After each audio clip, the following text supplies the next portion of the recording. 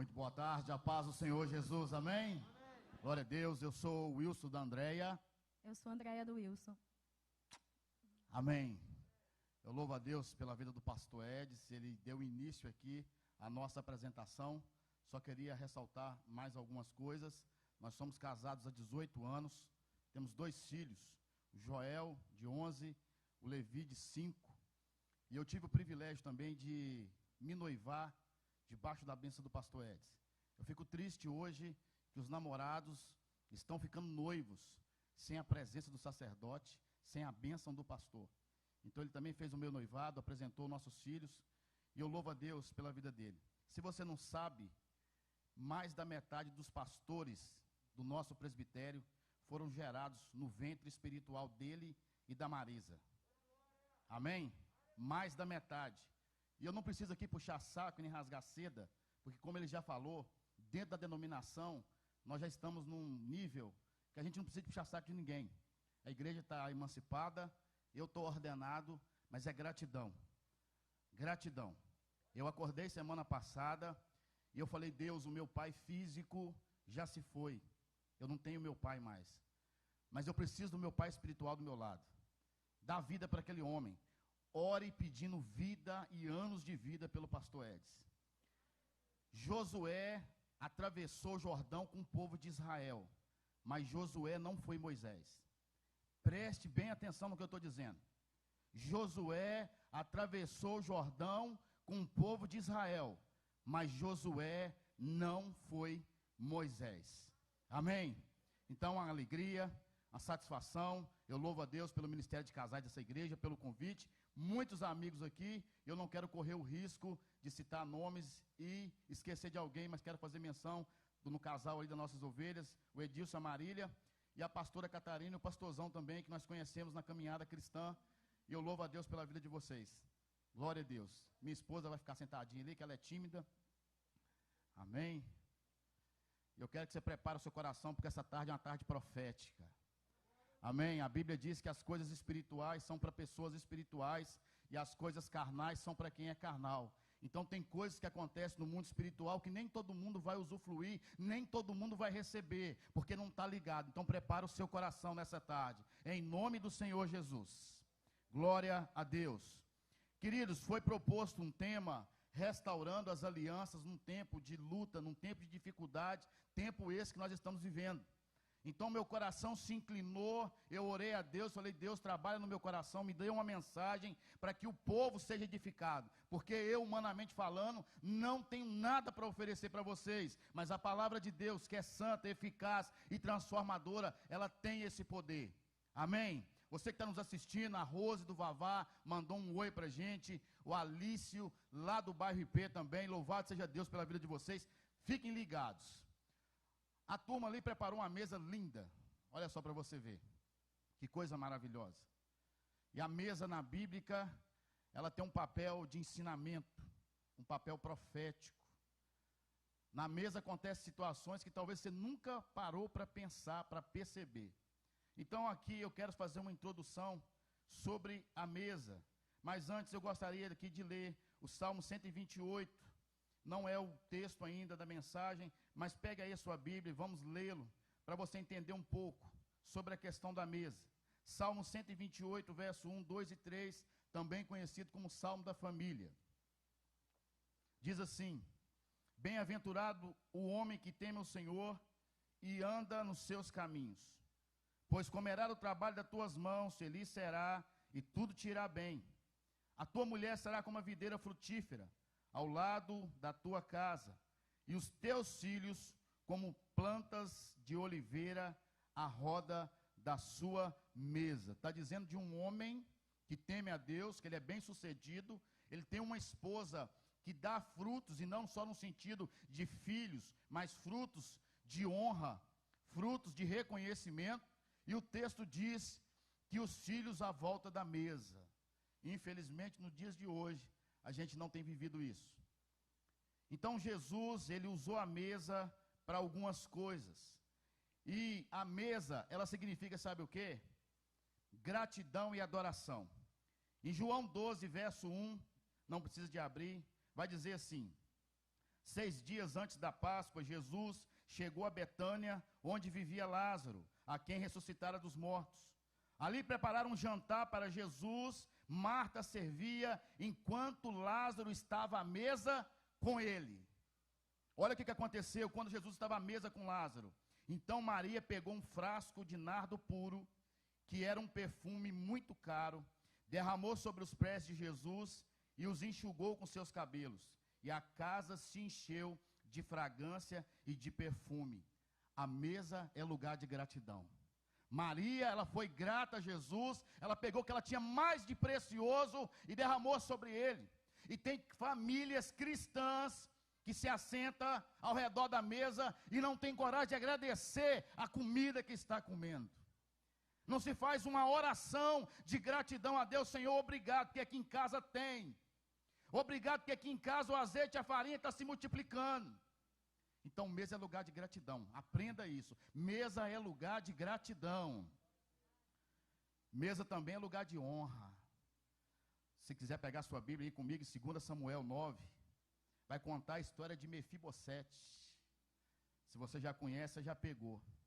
A partir do verso de número 3 vai dizer assim: perguntou-lhe Davi: resta alguém ainda da família de Saul, a quem eu possa mostrar a lealdade de Deus? Respondeu Ziba: ainda há um filho de Jonatas, aleijado dos pés. Onde está ele? Perguntou o rei. Ziba respondeu: na casa de Maqui, filho de Amiel, em Lodebar. Então o rei Davi mandou trazê-lo de Lodebar. Quando Mefibosete, filho de Jonatas e neto de Saul, compareceu diante de Davi, prostrou-se com o rosto em terra. Mefibosete, perguntou Davi. Ele respondeu: sim, sou teu servo. Davi já falou para ele: não tenha medo, pois é certo que eu tratarei com bondade por causa da minha amizade com Jonatas teu pai. Vou devolver todas as terras que pertenciam a teu avô Saul, e você comerá sempre comigo à mesa. Eu estou falando de um aleijado, de uma criança que com 5 anos de idade, quando a notícia chegou que o seu avô e seu pai haviam morrido, uma serva passou a mão nele e no galope o menino caiu e ficou aleijado. Sabe por que na mesa é lugar de honra? Porque quando nós estamos assentados, quem é aleijado não aparece, está debaixo da mesa. Então as nossas imperfeições durante a mesa, elas não aparecem. Então mesa é lugar de honra. Eu me lembro do primeiro almoço que eu fui convidado pelo pastor Edson, com aquela turma de pastor que vem de fora, pastor Jorge Linhares, pastor Jeremias Pereira. Eu cheguei lá no espeto, todos grandão, todo feliz. Eu estou sentando com os homens. Mesa é lugar de honra. Não troque a sua mesa pelo sofá. Não troque a sua mesa para ficar de frente à televisão. Na mesa a honra. O pai está, a mãe está e os filhos estão.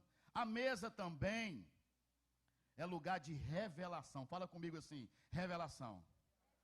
Olha só, Lucas 22, verso 20 e 21. Da mesma forma, depois da ceia, tomou o cálice, dizendo: esse cálice é a nova aliança do meu sangue, derramado em favor de vocês. Agora pega o 21. Mas eis que a mão daquele que vai me trair está comigo sobre a mesa. Na mesa a revelação. Sabe por que há revelação na mesa? Porque eu olho no olho da minha esposa e sei que ela está triste.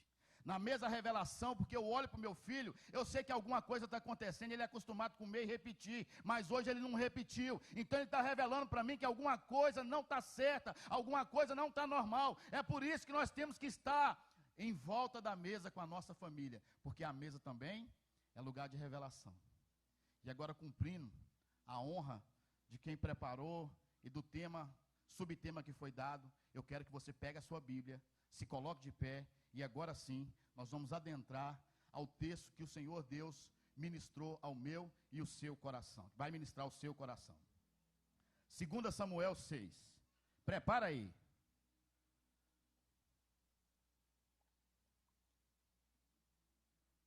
Só foi uma introdução para você entender o profético aqui nessa tarde. 2 Samuel 6, a partir do verso 1, vai dizer assim: De novo, Davi reuniu os melhores guerreiros de Israel. Quantos mil homens? 30.000 ao todo. Ele e todos os que acompanhavam partiram para Baalim, em Judá, para buscar a arca de Deus. A arca sobre a qual é invocado o nome do Senhor dos exércitos, entronizado entre os querubins acima dela. Puseram a arca de Deus num carroção novo. Fala comigo assim, carroção novo.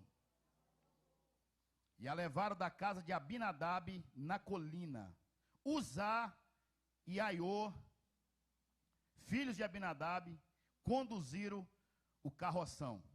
Verso 4. Com a arca de Deus, e Aiô andava na frente dela.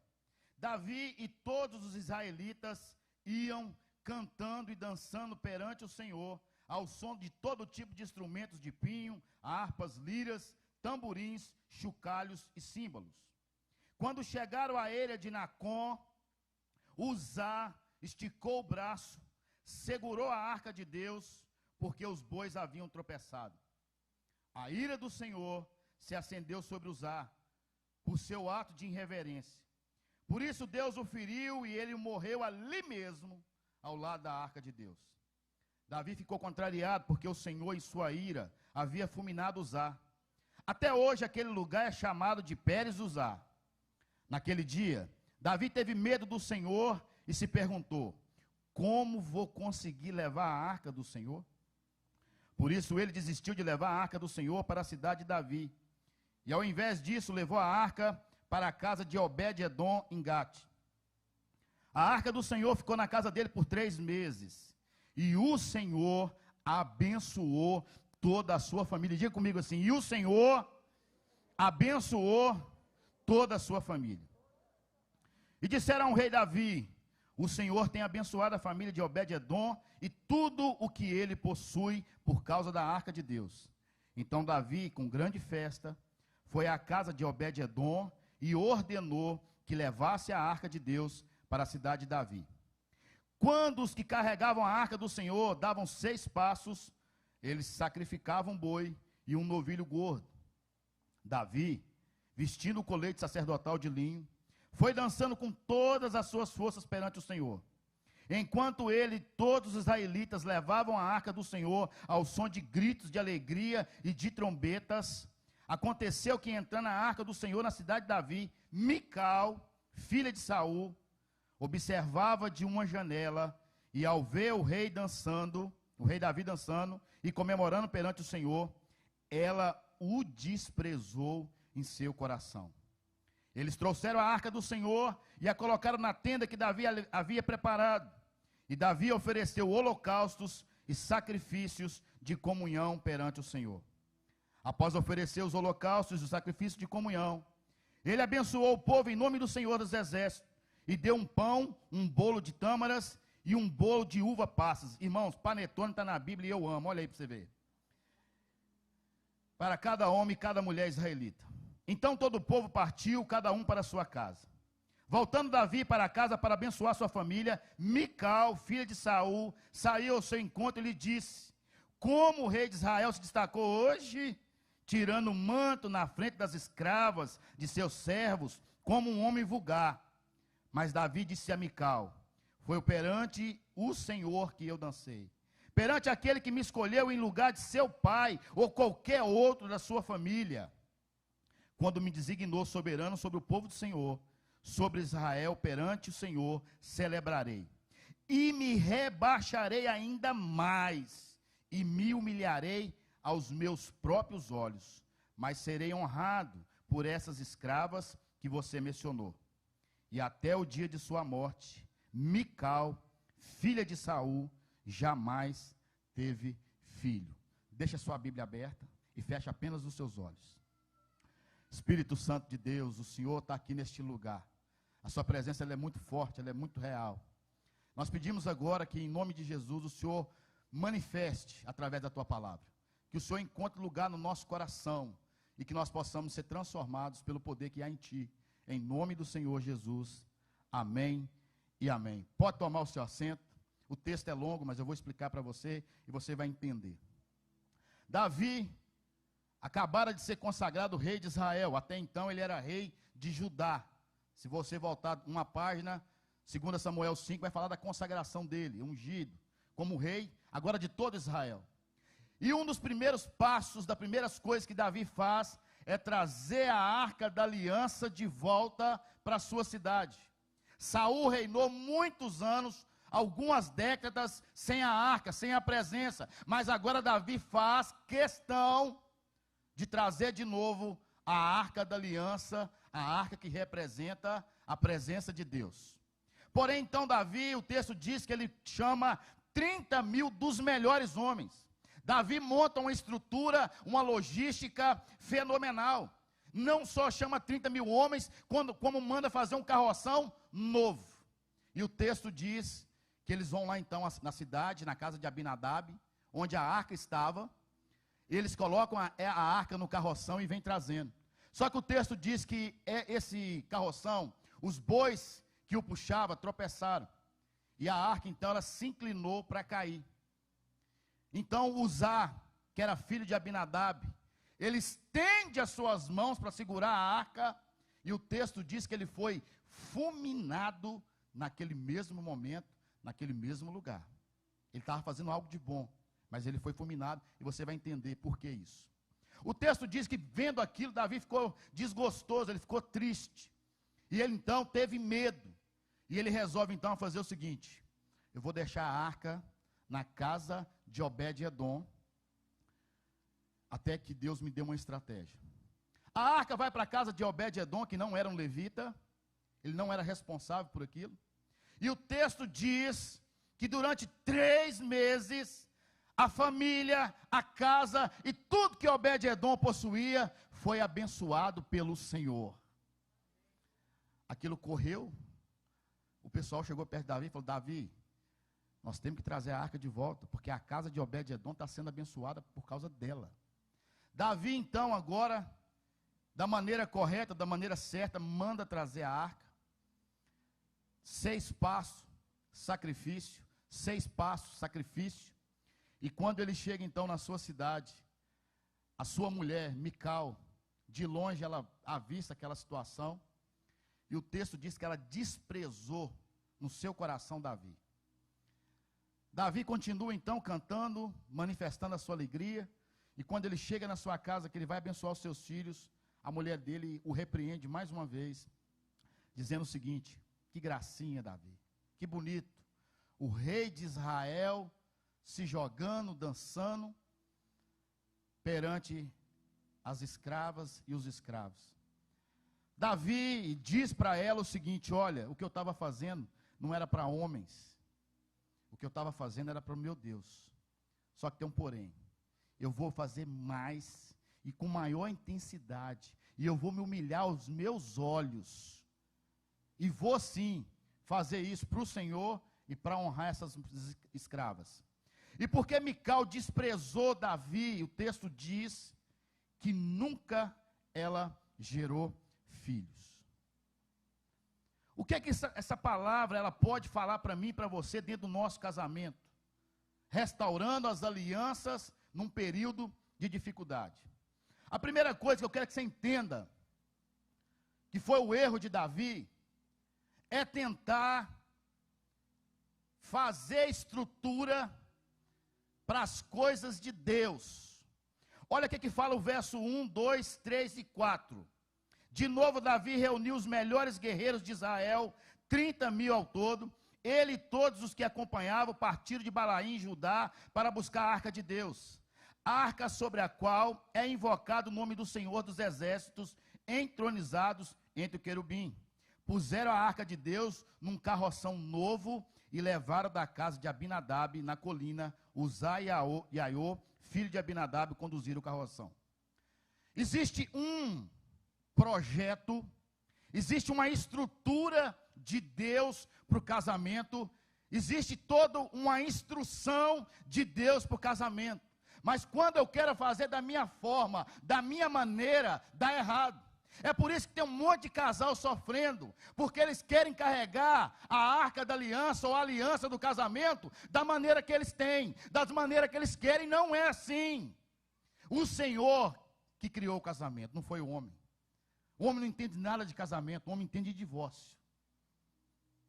Então, a arca ela não deveria ser carregada de qualquer maneira. Existia toda uma estrutura e um mandamento de como ela deveria ser carregada. Da mesma forma, você faz um curso de noiva, e a gente ensina, pastor Ed, no curso de noiva. Senta com o pastor uma semana antes de casar, pastor instrui de novo. Mas quando entra para dentro de casa, fala assim: aqui agora é do meu jeito. Aqui agora é da minha forma. E sabe o que acontece?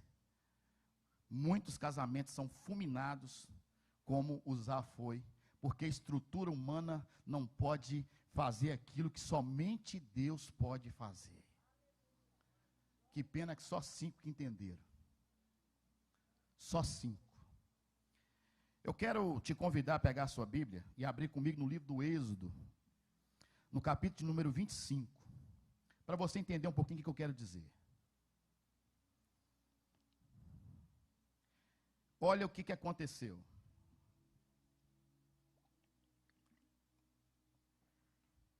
Faça uma arca de madeira de acácia com 1,10 m de comprimento, 60 centímetros de largura e 60 centímetros de altura. Revista de ouro puro, por dentro e por fora, e faça uma moldura de ouro ao seu redor. Mande fundir 4 argolas de ouro para ela e prenda-as em seus 4 pés, com 2 argolas de um lado e 2 do outro. Depois façam varas de madeira de acácia, revista de ouro, e coloque nas argolas laterais da arca, para que possa ser o quê? Para que possa ser o quê? Carregada. As varas permanecerão nas argolas da arca e não devem ser retiradas. O Senhor mostrou para Moisés, instruiu e disse: tem que colocar as varas, e é nos ombros, não é em cima de carroça. Deus tem falado: mulher, o seu papel é um, o do marido é outro. Só que nós estamos mudando aquilo que Deus fez. E quando nós mudamos, acontece o que aconteceu com Uzá. Então, preste atenção. A estrutura para o seu casamento não vai vir de você nem da sua esposa. Ela vai vir de Deus. Glória a Deus. Segunda coisa que o texto vai nos ensinar, e o tempo está voando, misericórdia. Nossos filhos, preste bem atenção, serão o que nós ensinamos. Olha o que está no verso de número 6 e no verso de número 7. Quando chegaram à eira de Nacon, Uzá esticou o braço e segurou a arca de Deus, porque os bois haviam tropeçado. A ira do Senhor se estendeu contra Uzá por seu ato de irreverência. Por isso Deus o feriu e ele morreu ali mesmo, do lado da arca de Deus. Você sabe quem era Uzá? Uzá era filho de Abinadab. Quem era Abinadab? O responsável para ficar com a arca antes de Davi buscar. Sabe quanto tempo que a arca ficou na casa de Abinadab? Pega a sua Bíblia aí que você vai ver. 1 Samuel 7, verso 1. Então um homem de Quiriate-Jearim vieram para levar a arca do Senhor. Eles a levaram para a casa de Abinadab na colina e consagraram seu filho Eleazar para guardar a arca do Senhor. Agora pasmem vocês. A arca permaneceu em Quiriate-Jearim muito tempo. Foram 20 anos e todo o povo de Israel buscava o Senhor com súplica. A arca ficou na casa de Abinadab 20 anos. Mas Uzá não foi ensinado pelo pai como deveria carregar a arca. Sabe que tem um monte de filho hoje com depressão, nas drogas, na prostituição? Porque pai não ensina. Porque pai não instrui. Uzá foi morto porque o pai não instruiu. A arca ficou 20 anos na casa dele. Os nossos filhos são aquilo que eles veem. Se o seu filho não te vê você orando, ele não vai orar. Se o seu filho não vê você lendo Bíblia, ele não vai ler. Se seu filho não vê você falando a verdade, ele não vai falar. Eu gosto muito de lembrar, quando o pastor Edson fala do negócio da campainha. Manda falar que eu não estou aqui.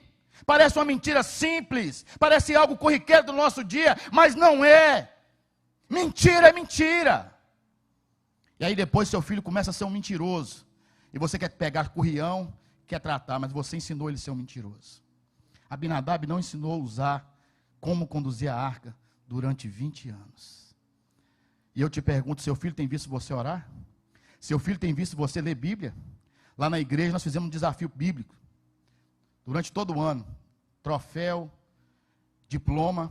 E o último agora, a Dara falou comigo: pastor, vamos fazer um desafio juntos.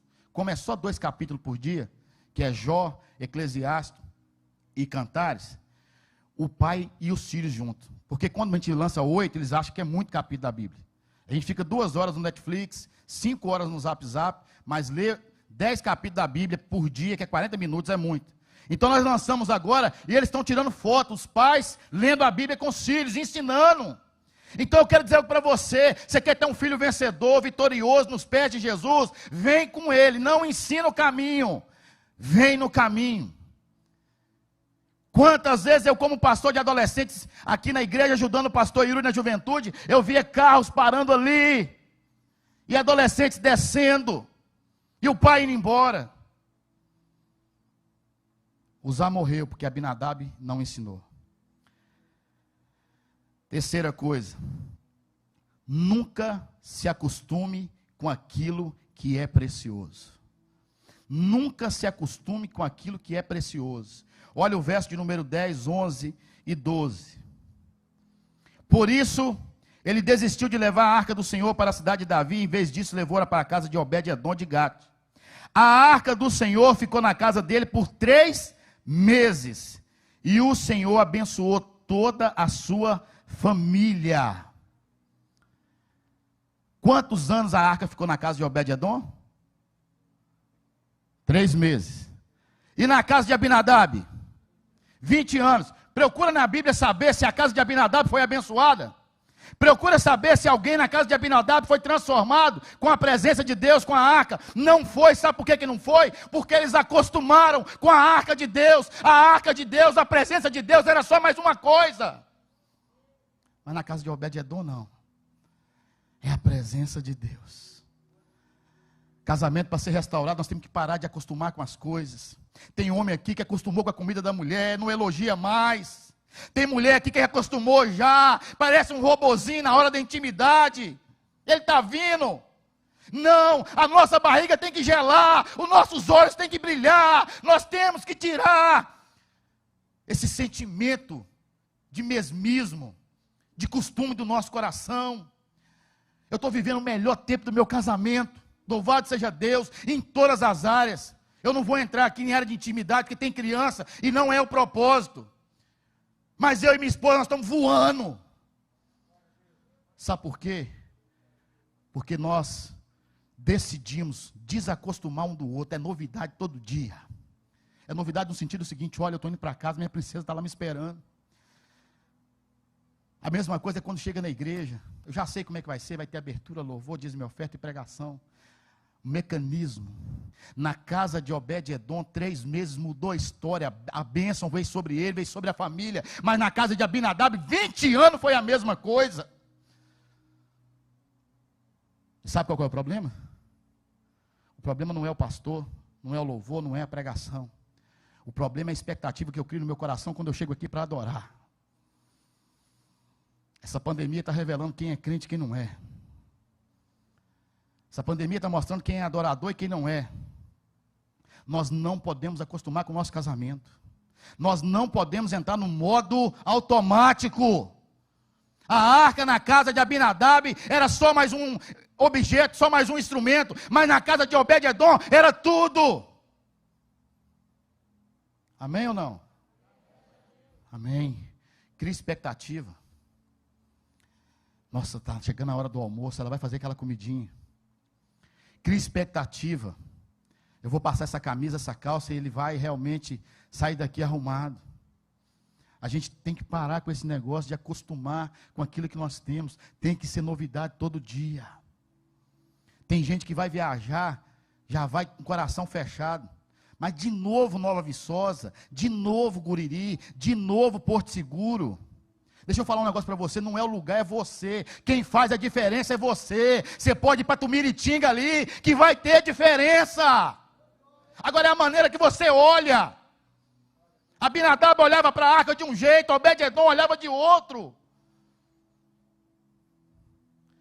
Glória a Deus.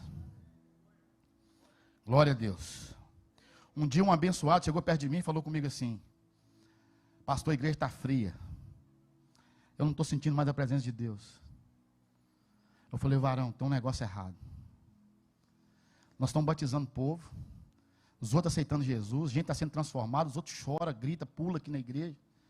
E você não está sentindo nada, sabe que a igreja está toda errada, só eu sei que está certo. Quando é assim, pastor Edson, você pode futucar que isso aparece, é pecado. E sabe que Deus é tão lindo que Ele revela. O cidadão curtiu uma foto de uma mulher de topless numa rede social, veio na minha mão, falou: oh, glória. Falei: sabe por que a igreja está fria? É porque você está gelado. Seu coração está longe de Deus. Seu coração está longe do reino. Porque quando a gente está perto de Deus, o nosso coração está nas coisas de Deus, a gente chega aqui, é novidade de vida. É arca na minha casa, é arca na casa de Obed-edom. Glória a Jesus. Quarta coisa, pare de se preocupar com o que as pessoas pensam da sua vida e do seu casamento. O que é isso? Interferência de família. Quando a gente vai ver o texto, que Deus vai fazer o primeiro casamento lá em Gênesis, Ele manda deixar pai e mãe. Então nós vamos ler aqui os versículos do texto base. Verso de número 14. Davi, vestindo o colete sacerdotal de linho, foi dançando com todas as suas forças perante o Senhor. Enquanto ele e todos os israelitas levavam a arca de Deus ao som de gritos e alegrias de trombetas, aconteceu que, entrando a arca do Senhor na cidade de Davi, Mical, filha de Saul, o observava de uma janela, e ao ver o rei dançando e comemorando perante o Senhor, ela o desprezou em seu coração. E depois ela falou ainda mais: que gracinha. Tem gente que está tendo um casamento minguado, um casamento fraco, um casamento destruído, porque a sogra ingere. A opinião da sogra é a mesma opinião de Mical. O camarada, ele é dependente do pai dele, o pai tem que pagar as contas. Ele é menino, ele tem dependência psicológica, todo problema na casa dele, ele liga para o pai. Aí o pai já não suporta ver mais a esposa dele, a nora. Mas não é porque a nora é ruim, é porque o filho fala. Casamento é coisa de homem, maduro, de adulto. Pessoa que é emancipada, sentimentalmente, psicologicamente e, sobretudo, financeiramente. O que tem de marmanjo confiando em pensão da Vale, em aposentadoria da polícia, porque o pai é oficial e recebe tanto. Não é pecado um pai socorrer um filho. Deve. Agora tem de casando, confiando no dinheiro do sogro, da sogra, do pai e da mãe. Aí quando ele faz isso, sabe o que acontece? O sogro e a sogra vão falar com ele dentro da casa dele, vão dar pitaco. Ó, tira esse quadro daqui, eu não quero esse negócio aqui, você vai fazer do meu jeito. Sabe por quê? Perdeu legalidade. Então para de ficar preocupado com o que Mical fala. O seu negócio é com você, sua mulher, e o nosso Deus, Jesus, o eterno. Deixa Mical falar, a sua adoração, o seu casamento, ele tem que estar bem diante do Senhor. Davi declarou com a boca dele: olha, tudo que eu fiz foi para o Senhor. E tem gente preocupada. Não, porque a minha irmã comentou que você fez assim, não sei o que e tal, e tal, e tal, e tal, e tal. Mical. Está cheio de Mical perto da gente. Que estão reclamando da nossa adoração, que estão falando do nosso jeito. Você quer ver um negócio? Começa a buscar a Deus de verdade. Se não levanta tudo quanto é demônio e capeta contra você. Ah não, agora é crentinha. Agora é espiritual. Mical. Então não se preocupe com Mical, foque no Senhor, no autor do casamento, no criador do casamento, porque a bênção vai vir, amém ou não? Amém. Deixa essa dependência de lado. Quinto, quando não há alinhamento, mesma visão, julgo igual, as consequências são terríveis. Pega a Bíblia aí, verso 16 e o 20 e o 23. Do texto base. Aconteceu que, entrando a arca do Senhor na cidade de Davi, Mical, filha de Saul, observava de uma janela. E ao ver o rei dançando e comemorando perante o Senhor, ela o desprezou em seu coração. Verso 20, voltando Davi para casa para abençoar sua família, Mical, filha de Saul, saiu ao seu encontro e lhe disse: como o rei de Israel se destacou hoje, tirando o manto na frente das escravas e de seus servos, como um homem vulgar. Verso 3, e até o dia da sua morte, Mical, filha de Saul, jamais teve filhos. Não havia um alinhamento entre os dois. O coração de Davi era do Senhor, mas o de Mical não era. Davi era adorador, mas Mical não era. Davi estava numa pegada, numa visão, mas Mical não estava. É por isso que ela o desprezou. Dentro de casa, acontece a mesma coisa. O homem está pensando em trocar de carro, a mulher está querendo trocar o sofá e a mesa. O homem está pensando em uma situação, a mulher está pensando em outra. O homem quer ficar na igreja, a mulher não quer, ou vice-versa. Nós não podemos andar desalinhados. A Bíblia diz em Amós 3:3, como andarão dois juntos, se não houver acordo. Mical não estava alinhada com Davi. Havia ali um jugo desigual. Havia ali um homem que temia a Deus, que adorava a Deus, mas uma mulher que não adorava, que não temia. E dentro de casa muitas vezes é assim. O homem dá uma ordem, a mulher desdá a ordem. A mulher faz algo, o homem vai lá e desfaz. Sabe o que acontece? Começa a gerar dúvida no coração da criança. Espera aí, meu pai deixa, minha mãe não deixa. Quem é que manda nesse negócio aqui? Ou se não, eu já vou só na minha mãe, porque minha mãe sempre deixa, meu pai não deixa. Olha como que isso é sério, irmãos. Olha como um casal, quando está desalinhado, a coisa é terrível. A questão de futuro. O cara é habilitado, a mulher não é, depois tem chá de fralda, o cara tem que levar a mulher. Aí tem chá de mulher, ele tem que levar a mulher. Irmãos, pensa num negócio que só acontece esses eventos de mulher no dia que tem jogo. Num dia que está acontecendo alguma coisa que você gosta. Mas sabe por quê? Você prefere trocar de carro do que ficar com um carro um pouquinho mais velho e habilitar a sua esposa. Você prefere andar de carrão zero do que honrar a sua esposa e ensinar ela a dirigir. Lembrando que o dia que você passar mal e infartar, miserável, quem vai te levar para o hospital vai ser ela. Agora, se ela não for habilitada, ora para o SAMU chegar rápido. Ora para os bombeiros chegar. Porque se não chegar, você vai morrer. Vai morrer. Mulheres que gastam além do limite. Gasto escondido. Eu conheci um casal, até separaram. O que ela fazia com o marido? Ela pegava uma roupa nova, e ele falava assim, mas você comprou outra roupa? Ela falava assim, você não me ama mesmo não, já usei 5 vezes, você não reparou.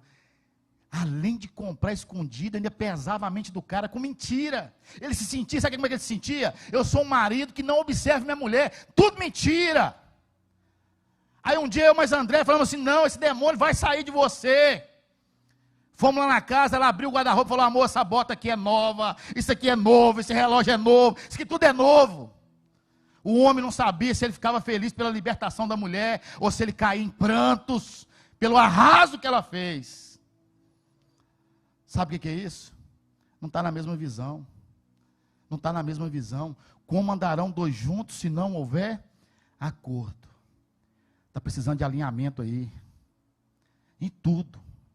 Tarefa dos lares, na área da intimidade. Tem mulher que de manhã, se você falar um A com ela, ela fica brava. Não mexe comigo de manhã, não. O cara já gosta de manhã. De noite, o cara está cansado. Aí ela, hoje eu estou toda cheirosa. Não tem alinhamento, tem que ter alinhamento. Minha filha, eu gosto de roça, você gosta de quê? Eu gosto de praia. Então vamos fazer o seguinte, nós vamos rachar a viagem no meio. Nós vamos para a roça e depois nós vamos para a praia. Ou nós vamos para a praia e depois nós vamos para a roça. Agora o que não pode ficar é um feliz e o outro triste. Tem que ter alinhamento. Mical não estava alinhada com Davi. O que Davi estava fazendo no coração dela era errado. E como é que eu vou viver desse jeito? A história do vezinho, que já estava lá com seus 60 anos de casado, fez raiva na dona dele. Ela falou assim, hoje esse miserável vai ver comigo. eu vou comer o miolo do pão, e vou dar o pão para ele sem miolo. E ela foi lá e comeu o miolo do pão, e largou aquele pão sem miolo, e ficou só estreitando. Disse, velho miserável, hoje vai ver. Aí o velho pensou assim, vou comer esse pão. Quando o velho pega o pão sem miolo, pastora, ele ficou assim, maravilhado. Porque ele gostava muito de comer pão sem miolo. Só que a velha não sabia, não estava alinhada. E ela achando que estava fazendo ódio, raiva nele, mas na realidade ela estava ajudando ele. Por quê? Porque não tem alinhamento.